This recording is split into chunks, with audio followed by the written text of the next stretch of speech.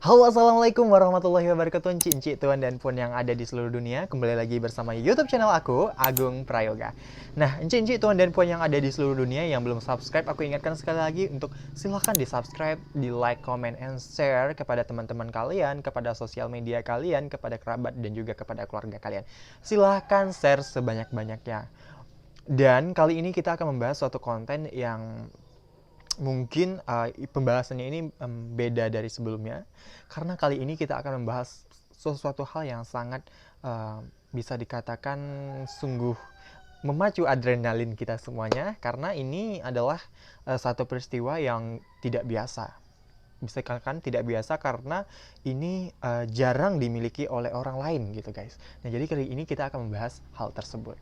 Nah, sebelum aku mulai penjelasan pada kali ini, aku mohon maaf apabila terdapat kesalahan dari penyampaian saya, mungkin yang mungkin kurang tepat atau yang tidak sepantasnya saya ucapkan. Terus saya mohon maaf yang sebesar-besarnya, karena saya di sini pure tujuannya untuk memberikan edukasi atau memberikan informasi terkait topik yang akan kita bahas. Dan selanjutnya, aku juga ingin apa ya? Memberikan informasi kepada kalian sehingga kita bisa sama-sama belajar dan menambah ilmu pengetahuan. Mana tahu apa yang saya sampaikan ini bermanfaat bagi kalian semua. Guys, kali ini kita akan membahas seseorang yang bernama Nico Jenkins. Nah, mungkin bagi kalian semua ada beberapa orang yang sudah mengetahui siapa itu Nico Jenkins, dan beberapa orang mungkin belum tahu siapa itu Nico Jenkins. Nah, bagi kalian semua yang belum tahu siapa itu Nico Jenkins, silahkan disimak video ini sampai akhir, karena di sini kita akan bahas kontroversi yang sangat kontroversi ya di dunia ini.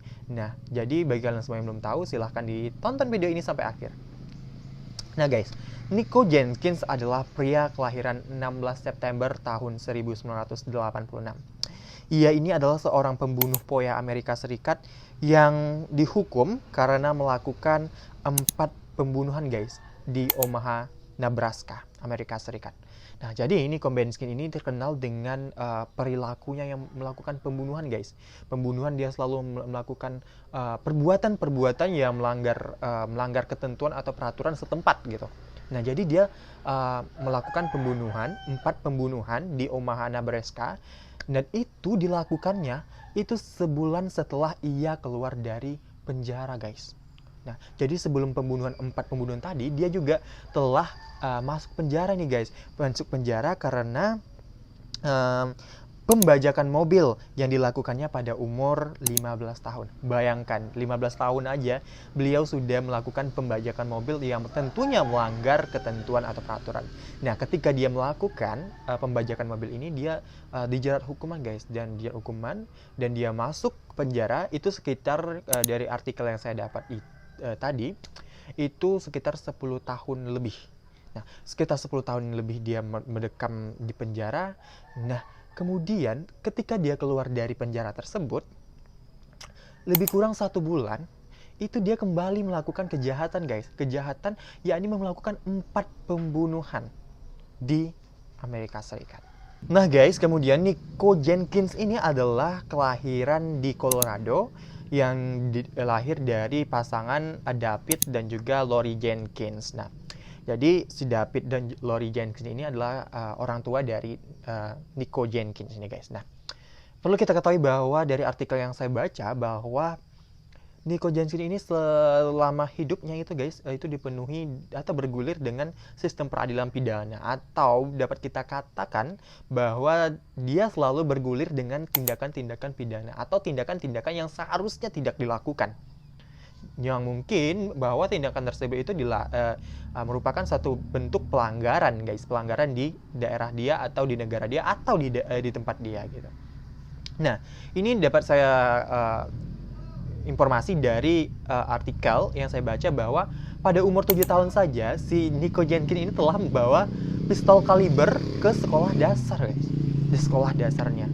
Nah, mungkin ini merupakan suatu tindakan yang seharusnya tidak dilakukan. Nah, namun si Nico Jenkins ini melakukannya guys. Nah, itu merupakan pada umur 7 tahun.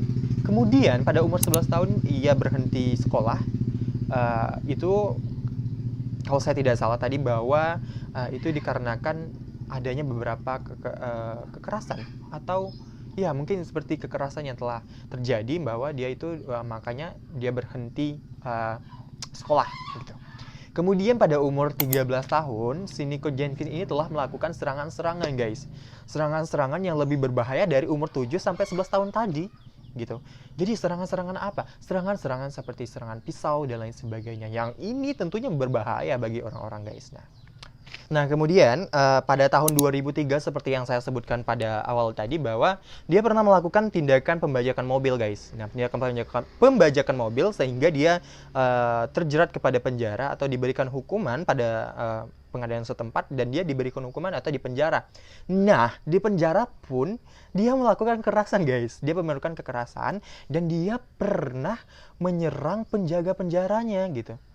Nah, setelah dia dihukum, ternyata di dalam penjara pun dia melakukan kekerasan, dia melakukan penyerangan terhadap orang lain. Nah, kemudian guys, barulah kita masuk kepada peristiwa yang mana peristiwa ini sangat menyorot dia dengan kasusnya tadi. Jadi dunia itu menyorotnya gitu loh. Dan kasus ini sungguh lumayan terkenal, karena ini suatu kasus yang melakukan 4 pembunuhan di Omaha, guys. Nah, yang pertama itu pada tanggal 11 Agustus tahun 2003, yaitu sekitar jam 5 pagi itu ditemukannya jasad Juan dan juga George di sebuah truk pick up. Jadi seseorang menemukan Juan dan George ini di sebuah truk pick up dengan kondisi kepala itu ditembak.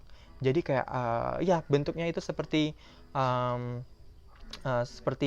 apa ya, pembunuhannya itu dilakukan dengan penembakan. Nah, kemudian pada tanggal 19 Agustusnya, guys, itu sekitar jam 7 pagi kembali lagi ditemukan jasad yang bernama Curtis Bradford.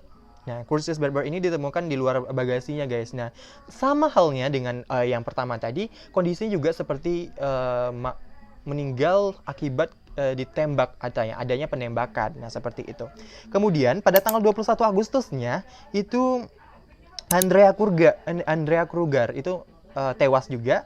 Seseorangnya itu bernama Andrea Kruger, ya guys. Itu ditemukan pada sekitar jam 2.15 pagi. Dan itu juga sama seperti 3 orang sebelumnya, itu karena tembakan seperti itu. Nah, kemudian pada tanggal 30 Agustus 2013, Jenkins ini ditangkap, guys. Karena adanya tuduhan, atau misalnya itu setelah polisi mencari-cari, atau misalnya itu mengumpulkan penyelidikan dan lain sebagainya, dan ditemukanlah pelakunya itu adalah diduga itu adalah si Nico Jenkins ini. Nah, Nico Jenkins itu pada tanggal 30 Agustus 2013 itu ditangkap. Nah, ditangkap dengan tuduhan ancaman terorisme. Itu ada beberapa bukti yang mendukung hal ini, guys, yaitu seperti adanya rekaman, seperti mungkin rekaman jejak atau CCTV, bahwa si Jenkins ini pernah membeli jenis amunisi, guys. Nah, itu yang mungkin yang Indonesia kita kenal dengan peluru rusa. Nah, hal ini sama dengan yang tadi, guys. Jadi pembunuhan itu dilakukan seperti adanya pembunuhan dengan peluru rusa tadi, guys. Nah, ini salah satu pendukung dari penangkapan tadi, guys. Nah, kemudian setelah 8 jam si Nico Jenkins ini diwawancara, barulah si Nico Jenkins ini mengaku, guys, bahwa dia telah melakukan pembunuhan 4 orang tersebut gitu. Nah, jadi dengan telah yang bertele-telenya wawancara dan tidak ada kejelasan, maka setelah 8 jam barulah si Nico Jenkins ini mengaku gitu bahwa dialah yang membunuh 4 orang tadi, guys. Nah, guys, kemudian ini yang melatar belakangi dari perbuatan si Nico Jenkins ini, dia mengaku bahwa hal ini itu dilakukannya karena adanya perintah dari dewa ular Apopis kuno.